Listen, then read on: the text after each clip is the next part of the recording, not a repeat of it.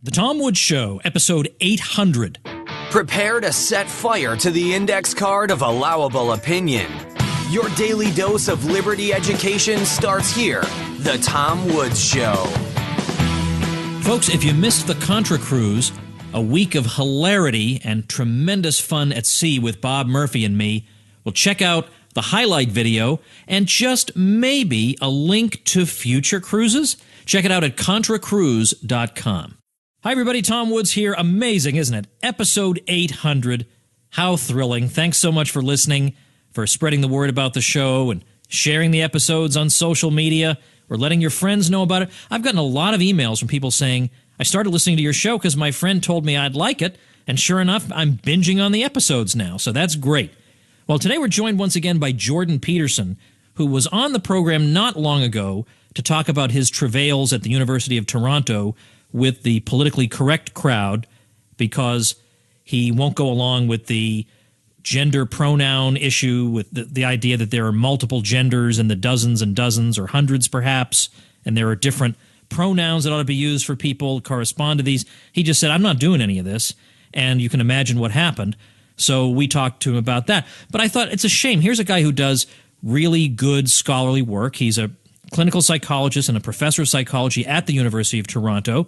Before that, he was a professor at Harvard University. So I thought, why should we let the terrorists win? The terrorists have won if Professor Peterson isn't allowed to actually spend his time talking about what he really wants to talk about, which is psychology and which is improving people's lives. And he has a very, very interesting and, as it turns out, extremely effective program called self-authoring, which he's going to tell us about today, that has had great results in terms of specific outcomes in looking at metrics involving the quality of life and people's success in school and all these other areas. And this self-authoring program has just had such incredible results. I thought, all right, well, let's get Jordan Peterson back on to talk about what he actually does when he's allowed to do his work and he's not hounded by the politically correct people. So we're going to have some links at tomwoods.com/800. Obviously, we're going to link to the self-authoring program. We'll link to a bunch of other stuff about Professor Peterson, so you'll definitely want to check that out. Professor Peterson, welcome back. Thanks, Tom. I'm looking forward to it. We had a great conversation last time you were here, and everybody really enjoyed it on our end. And I want to talk about a completely different topic with you today, but it would be silly not to acknowledge that things have transpired since we last spoke. And when we last spoke, you mentioned that there was going to be a debate on your campus surrounding some of the issues that have been at the root of the controversy, and that debate has taken place. Was there an official resolution? What was the exact nature of the debate, and how did it come out? Well, I was facing two interlocutors, I suppose, who were challenging my interpretation of the Canadian legislation that I was objecting to. And I would say they relied mostly on ad hominem attacks and also on attempts to minimize the seriousness of the legislation. Since I've made an issue of this, there's been a number of lawyers on the left side of the spectrum, on the radical left side of the spectrum, who claim that I'm exaggerating the dangers of the legislation and that it's nowhere near as punitive as it actually is.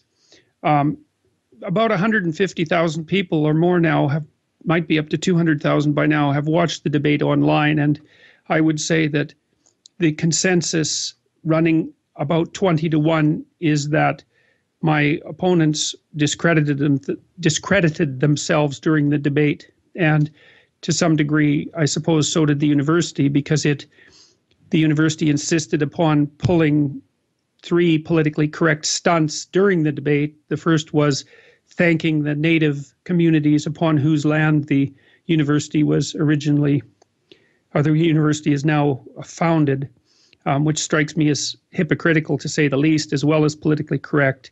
Then announcing that there were counselors standing by in case any of the live audience members of the debate were too upset by the proceedings. And at the end, by announcing a Trans Remembrance Day celebration, even though, that the event wasn't supposed to be, let's say, hijacked for commercial or otherwise private pursuits. And so anyways, if people are interested, they can watch the debate at Jordan Peterson Videos.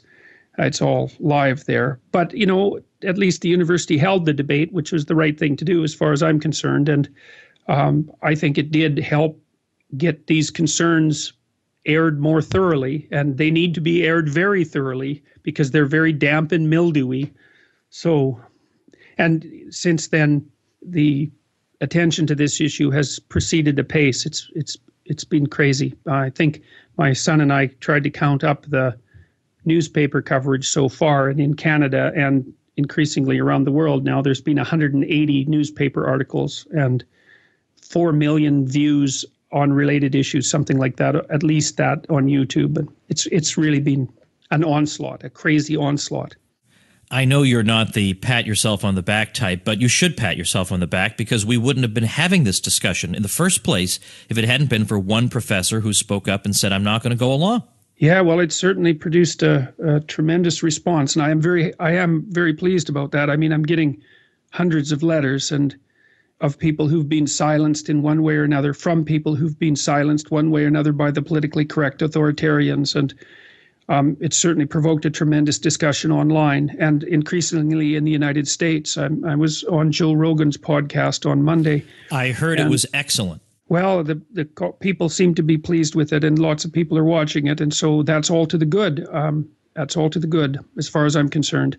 I hope that people are awake and paying attention, because what's going on in our political culture is it's not good. It's not good at all. So, it would be good if people were awake and ready to respond properly. And I guess that leads us into the next topic of our discussion, what might constitute a proper response. Right, indeed. Well, first of all, let me tell people, this being episode 800, I'm going to link to that video, the debate, directly on the show notes page, tomwoods.com/800. Yeah, I want to talk about the main topic of our discussion today, but first, I guess I would ask what comes next for you, because that is the question beyond a lot of people's minds. Well, it looks like I'll be teaching my undergraduate courses as usual in January. I think the university, although they sent me 2 warning letters, they seem to have decided that they're going to leave me be, which is wise. It isn't self-evident to me that would have been their decision had there not been so much public attention brought to this issue. But there was, and I am going to be continuing with my undergraduate teaching. Now, what that will mean in terms of student response is difficult to say. I have no idea if there'll be demonstrations or that kind of thing when I start teaching again, but I'm not particularly concerned about that. I can probably handle that. So to some degree, it might be business as usual, but I'll find all that out in January when my undergraduate classes start again. Did you tell me that you were part of Heterodox Academy? Are you part of that? I'm not officially part of it, although I had made tentative steps towards joining it a couple of months ago, even before this all started. I have talked recently with Jonathan Haidt. He's done some excellent work with regards to combating political correctness very carefully and also empirically and rationally. So it's definitely something that I'm interested in. I'm also very interested in continuing my educational efforts online on YouTube and with podcasts, because the potential reach and consequence of using those social media platforms is really unparalleled. So that's going to be a very interesting thing to continue to investigate. I'm converting a lot of my YouTube videos to podcasts right now and hope to have them up relatively soon. Well, I want you to know that I've done 800 episodes of this podcast, and then I have a weekly podcast. I've done another 63. If you need any help, I would be really glad to offer my pro bono services. If you just have a question here and there, a tech problem or whatever, a strategic question, I've been through it all. So drop me a line. Okay, well, that's very helpful, and I may well do that. Because, by the way, I'll tell you, when I was starting a podcast, I wish there had been one person I could reach out to who knew, because sometimes they know half the question. They know how to do audio, but they don't know podcasts, or they do this, or they don't know that. At this point, I know it all, so I'd be glad to help. All right. Well, I'll definitely keep that in mind. All right, let's talk about self-authoring Sure. over at selfauthoring.com. I thought, this poor guy who has done all this great scholarly work, doesn't get to talk about a lot of it these days because you have to talk about all this other controversial stuff. Let's talk about what some of the things you actually do for a living as part of your work. And selfauthoring.com, of course, will also be linked to tomwoods.com/800. Start off by telling us in brief what self-authoring is. Well, it's a tenet of modern sophisticated psychology that people's identity, which is sort of the toolkit they use to operate in the world, it's a toolkit of perceptions and skills, let's say, has a narrative structure, a story-like structure.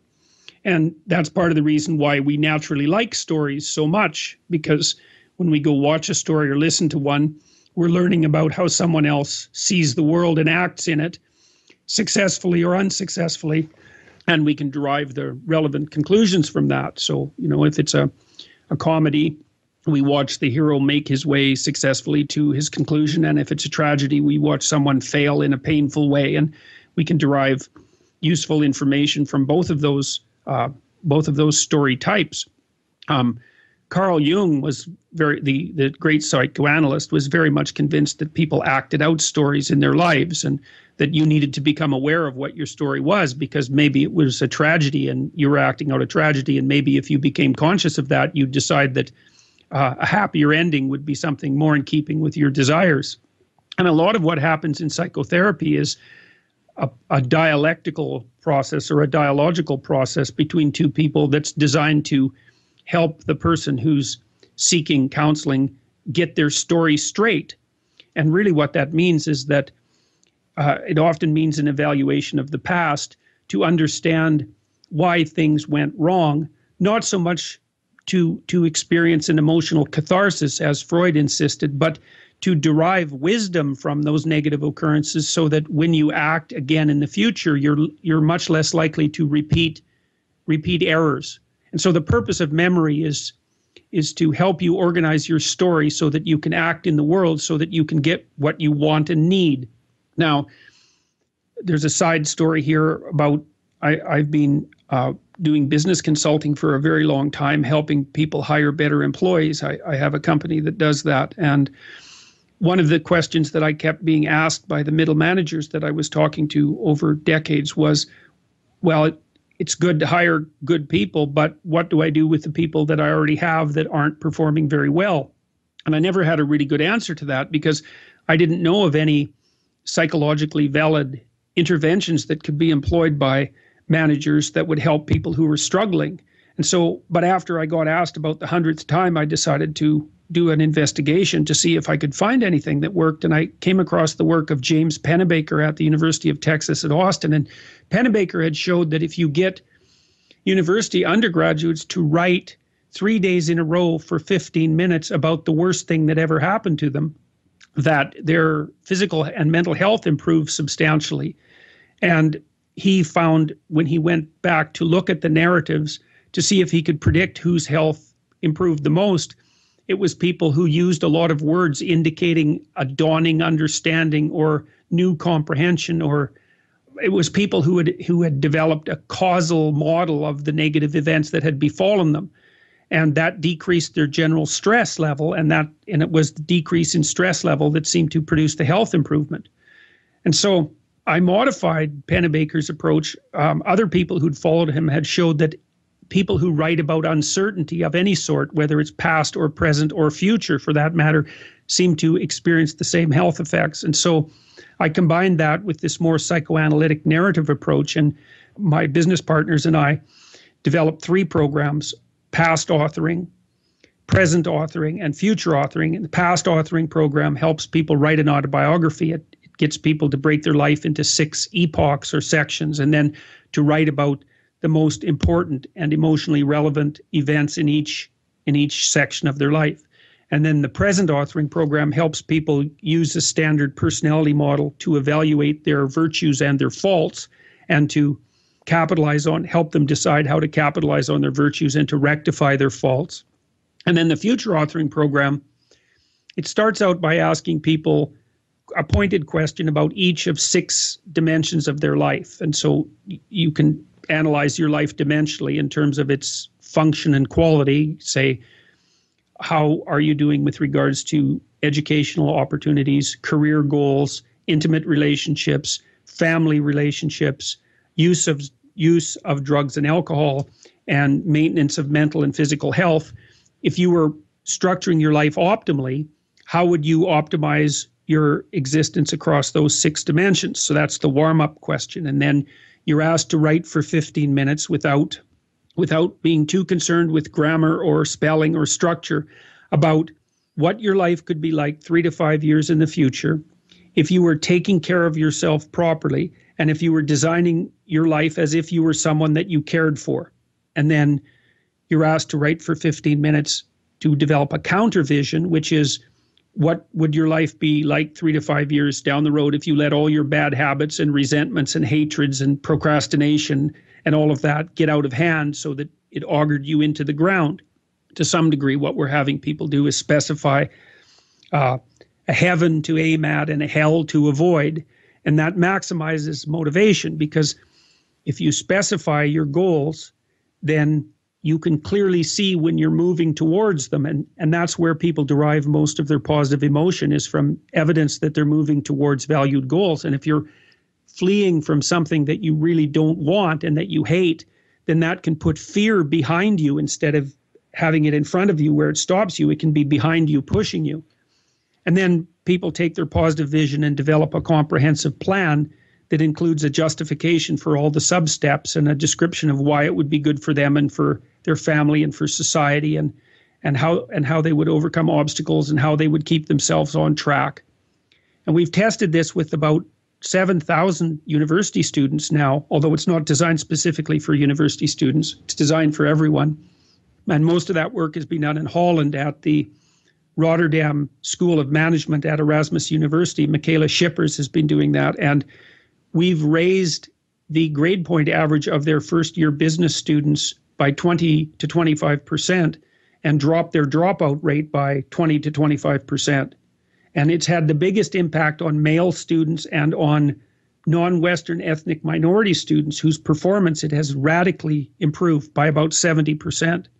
And so and we also tested it at a small college in Canada last year, as well as another university here, and duplicated the results. It's an extremely effective program for helping people specify their goals, for increasing the probability that they'll move towards them, and for helping them stick to what can often be difficult, to see their way through difficulties and to stick to their plans. And so the program is available online at selfauthoring.com. We had a free offer on the Future Authoring program.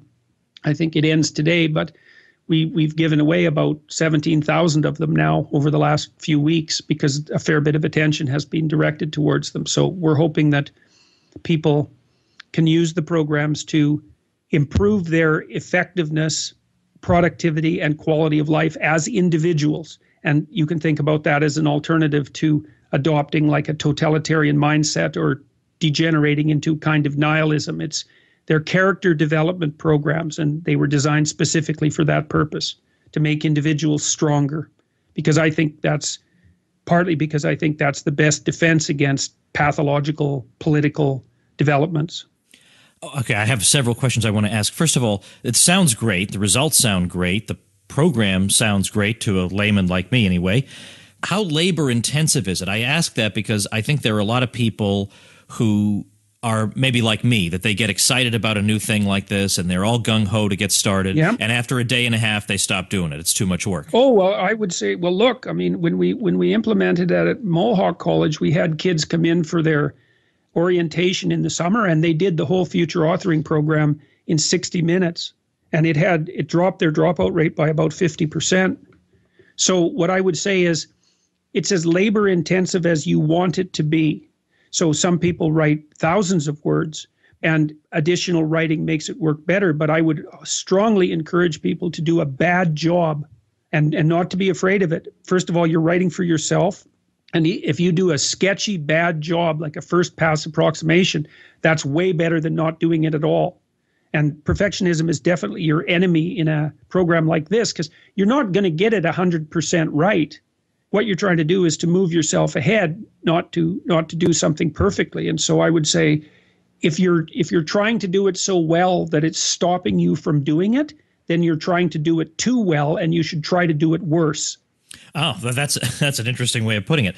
I guess I'm also interested in the recommended age to start this, because it seems to me if you have a real command over where you've been, where you are, where you're going, that would really situate you very well in life. But yet if you're too young, you haven't really been anywhere yet, you can't really make sense of it. So what would be ideal? Well, we certainly know that we have two versions. We have an adult version, which is at selfauthoring.com, and we've developed a high school version too for people who are 13 to 17. And that's at a website called ivplan.com, IVIE plan.com. And that was developed by a doctoral student of mine, Christine Brophy. And we're implementing that with about 2,000 high school students. We've tested it on high school students already, but we're implementing it with about 2,000 high school students come January. So if people are interested in the version for younger people, then they could get a hold of me, and I'll put them in touch with Christine Brophy. And we haven't done the follow-up research yet to see if the effects are as powerful for high school students as they are for older people, although there's every reason to expect they will be.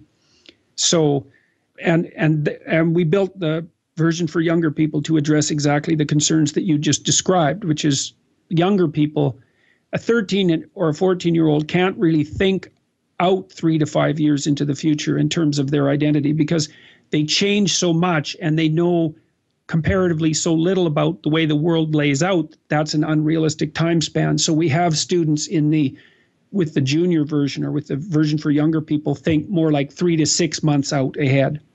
All right, that's smart. I ask this because as I listen to you describing it, it sounds to me like something I would have benefited from a lot. I mean, I suppose everybody goes through junior high school angst, but these were rough years for me. And I think as I look back to even to my 20s, I didn't know where I was going or what I was about or who I was. I never took the time to do something like this. Well, Tom, it's so strange because when I first started doing this, which would be about 10 years ago, I implemented it in my classes, and because I have a class called Maps of Meaning, which is based on the book I wrote by the same name, and it's about narrative and identity formulation. And one of the things I realized was that I had all these 21-year-old students in my class, because it's an advanced undergraduate class, and no one had ever sat them down and asked them to write out a justification for their plans for the development of their character and their future,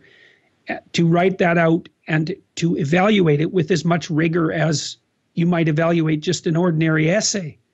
And the more I thought about that, the more I thought about how absurd that was, that we have these students who've come through good schools and then gone to a hypothetically good university, and yet no one's ever required them to craft and formulate a vision for their own development. And it bothered me so much once I realized that I went and did some research into the origin of the school systems, the public school systems in North America, to find out why in the world that hadn't been built into at the beginning. And what I found was that the public school system was developed in Chicago in the late 1800s, and it was developed by fascists. And I don't mean that in a pejorative sense. I mean, this was prior to World War II, but these were people who were very heavily influenced by the Prussian military model. And the Prussian state was set up to produce obedient soldiers, basically. And the Japanese, of course, modeled their school system on the Prussian system as well. So it wasn't only in North America. And the school system was set up fundamentally to train obedient workers, because people were rushing into the cities because of industrialization. Their children needed somewhere to go while their parents worked, and the children were most likely to grow up to be something like factory workers. So they were trained basically in obedience and time management. And that's still the basic underlying structure of the public school system so many years later. And there was no room in that model for producing people who were autonomous developers of their own destiny, even though that's undoubtedly the most important thing that you could possibly guide someone towards. So anyways, this is our attempt to rectify that problem. We wanted to make a solution that everyone could do, that was widely distributable, that was low cost, and that was highly effective. And all of our research indicates that the program does accomplish those goals. Like I said, we've improved the performance of non-Western ethnic minority males in Holland by 70%. They were radically underperforming, especially the Dutch women at the business school. And after 2 years after completing the future authoring program, they were slightly outperforming the Dutch women, even though the Dutch women had also improved. And this is also tremendously interesting because people think that the failure of immigrant communities, new immigrant community members to assimilate, say, or their difficulty in assimilation is a sociological and a sociocultural problem. But we have a psychological intervention that was targeted directly to the individual, and it seems to have eradicated the negative effect of the cultural difference. Those numbers, some of the numbers you're giving are really astonishing from the beginning, the numbers you've been giving. How do you account for this? Answer, they went through the program, but what specifically about it could explain numbers like that? Well, I think there's two reasons. I mean, so I know a fair bit, I've studied for a very long time to try to understand the positive side of human motivation. You know, like people can do things because they're afraid and they want to escape from fear. They can do things because they want to avoid pain and depression and all the negative emotions. But people also do things because of positive emotion. And there's a positive emotion system that runs on a chemical called dopamine. And the dopamine system is the system that drugs like cocaine affect positively. And so you take cocaine because it produces an activity in the dopaminergic system, and you experience that as motivating. But the dopamine system, what it essentially does is indicate to you when your actions are producing consequences that are putting you on a pathway towards a desired goal. And so, for example, if you're hungry and you walk into the kitchen and you can smell turkey baking, that's going to produce positive emotion because the smell is an indicator that you're getting closer to something that you want, which is dinner. And eating dinner will make you satisfied, but detecting the possibility of dinner will make you happy. And those are different things. Now, one of the corollaries of that is that if you don't have a goal, it's very difficult to experience any positive emotion. So no goal, no value structure, no positive emotion, because your brain can't calculate when you're on the path to somewhere better. And so part of the reason the Future Authoring Program works is because it helps people develop a comprehensive vision of what their life would be like if their life was put together well. And then by making that into a detailed plan, they link the things they do from day to day, which can be kind of trivial and mundane in and of themselves. They link those directly to higher order, long-term valued goals. And that tags them with positive motivation. And, you know, you kind of understand that because everybody knows that they're a lot more motivated when they know why they're doing something. And when you know why, what that means is that you understand what you're doing in relationship to a valued goal. So part of it is that we're setting people up so they can experience positive emotion. And then the other part is that if you don't have a value hierarchy, then you're anxious because you're being pulled in 10 directions all the time, or you're drowning in chaos because you don't know what to do. And so if you construct a careful representation of the future that you desire, then that puts walls around you, but also allows you a clear path forward. And so you get less anxious and less chaotic and less nihilistic, all of which are very good things, so less depressed as well and less hopeless. At the same time, you become more motivated in a positive direction. And that's enough to produce these huge changes in performance. I mean, one of the things we saw in Holland was that, because we were trying to figure out, well, what did the students do differently after they completed the Future Authoring Program? Why did their grades go up so much? And part of what happens is that more students go and write their finals. You know, because one of the reasons that people fail out of university, a primary reason, is that they end up getting zeros on some of their assignments, or they don't go to their exams and they get zeros. And then that's the end of them. So, you know, I think it was Woody Allen who said that 99% of life is just showing up. And it seems that one of the consequences of doing this program is that you're just that much more likely to put in the additional effort necessary to do the workaday things that you have to do to thrive and to accomplish your goals. It makes you tougher as well because, everybody is beset by doubts whenever they're pursuing anything. And the doubts are enervating and draining. And one of the things we ask people to do in the future authoring program is to come up with a very articulated rationale, a deeply articulated rationale for why the things they're doing are important, and then not just to them, but to their family and to the broader community. And so if you're going to move forward in life, like moving forward is difficult, it's effortful. And so you need a compelling reason. And the more your arguments are lined up behind you, the more doubts and obstacles you can overcome.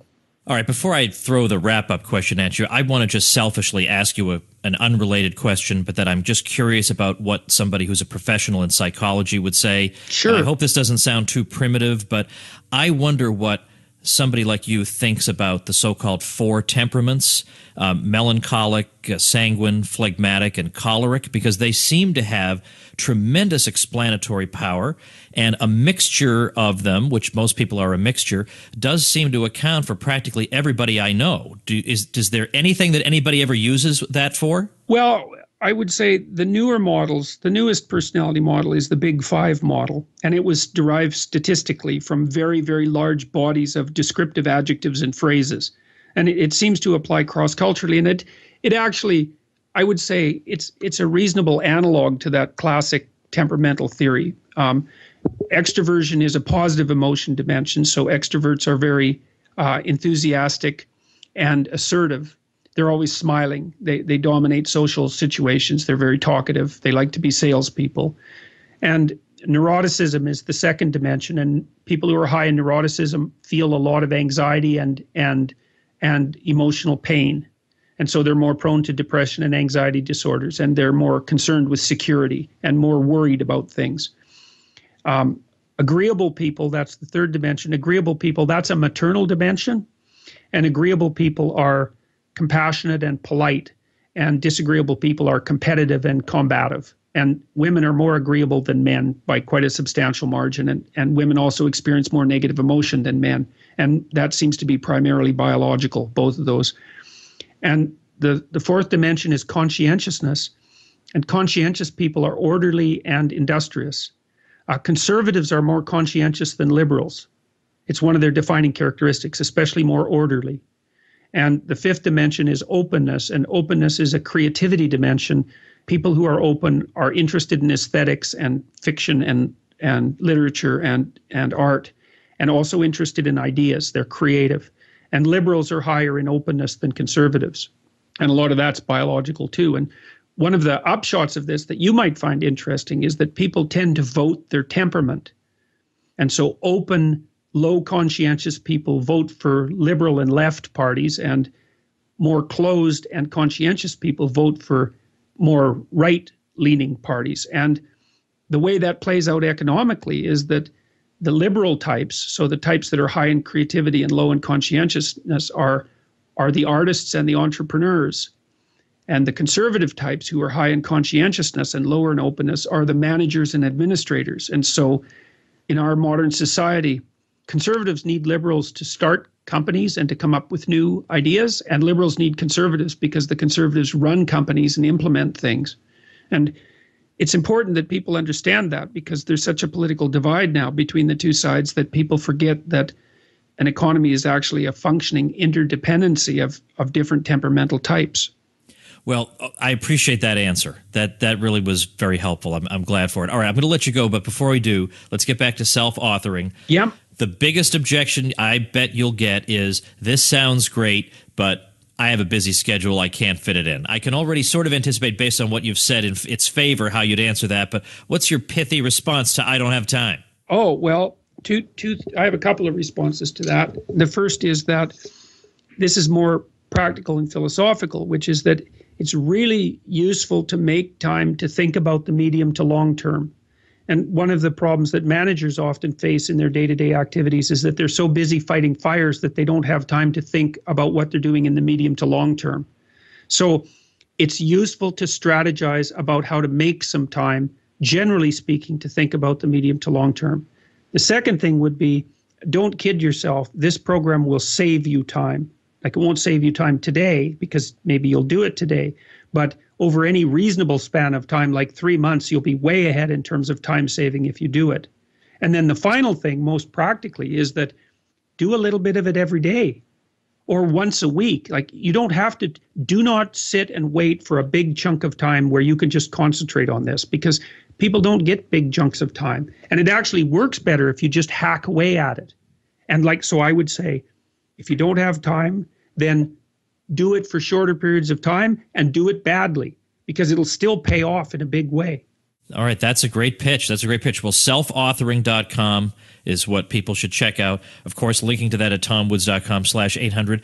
Isn't it great and cathartic to be able to talk about your actual work for a change? It is. It is really a relief. Because it's really a relief. And you know, it's related in some way, because you know, part of the reason I've been concerned about political correctness is because I think it's an abdication of personal responsibility, as well as something that's fundamentally totalitarian.